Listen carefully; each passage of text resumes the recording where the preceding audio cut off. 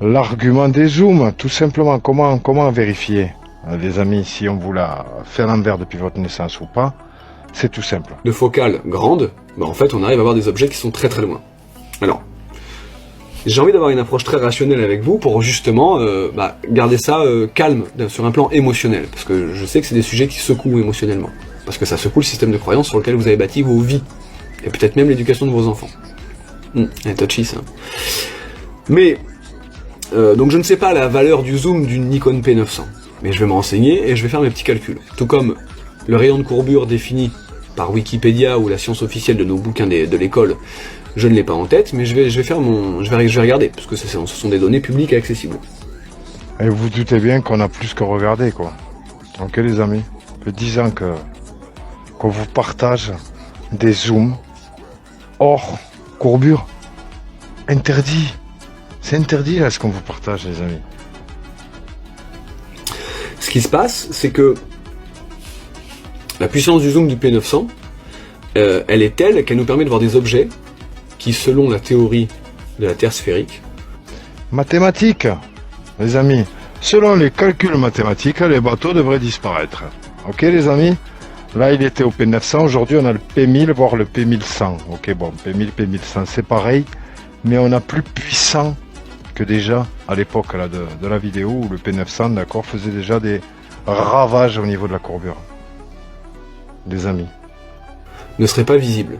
Il serait pas visible pour la simple et bonne raison que quand on regarde notre rayon, notre vision, elle est... Ok, ça fait un rayon, ça fait une droite. L'optique, la base de l'optique, c'est que le rayon, en fait, c'est un laser. Ok, donc la lumière, elle vient à nous comme un laser. D'accord. Et donc, on envoie, ok, quelque chose de droit. Et donc, même si on zoome à l'infini, comme l'objet passe sous la courbure, on aurait pu le voir.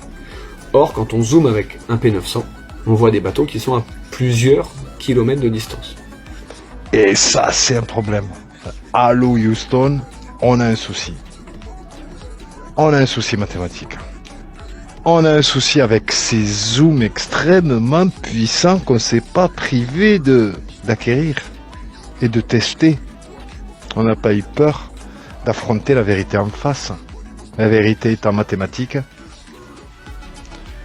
Comment en 2025 des gens peuvent-ils encore rester assis sur leur canapé et à baser toutes leurs croyances sur la confiance. La confiance. Alors que chacun d'entre nous peut mettre cette vérité à l'épreuve mathématiquement avec les outils que l'on a. Soit vous n'avez pas les moyens d'investir, soit vous êtes des fainéants, ou des radins plutôt, vous avez les moyens, mais vous ne voulez pas les mettre, donc vous êtes des radins, ou des fainéants, tout simplement. Vous préférez rester dans votre croyance, basée sur la confiance. Et ça ne correspond pas à la courbure donnée par la science officielle. C'est-à-dire que d'après les chiffres de la science officielle, et je le répète, je ferai mon petit calcul, à la distance donnée par le zoom de la caméra, l'objet ne devrait pas être visible, parce qu'il devrait être sous la courbure. D'accord? Et ça, c'est des choses qu'on peut vérifier, vous et moi, parce que le grand drame de... ouais, il y a encore un guignol sur YouTube qui croit que la Terre est plate, mon Dieu, je pensais qu'il y avait que les Américains, mais non, il y a des Français, quoi. Le grand drame de ça, c'est que, ni vous ni moi, à notre échelle, ce mot, nous ne le connaissons, ni vous, ni nous. L'apanage, bref, pardon. C'est qu'on ne peut pas vérifier à notre échelle monter tout en haut et voir si c'est sphérique ou voir si c'est plat. D'accord?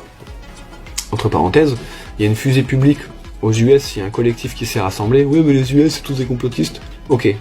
On garde l'esprit ouvert, d'accord? Donc aux US, il y a des gens comme vous et moi qui ont fait une association, ils se sont rassemblés, ils ont passé pas mal de temps, ils ont mis un peu d'argent, ils ont construit la première fusée publique et ils ont fait un décollage. Ok? Il y a une caméra sur la fusée évidemment. Et donc la fusée, elle monte. On voit le bas, donc on peut pas voir si c'est plat ou si c'est courbe.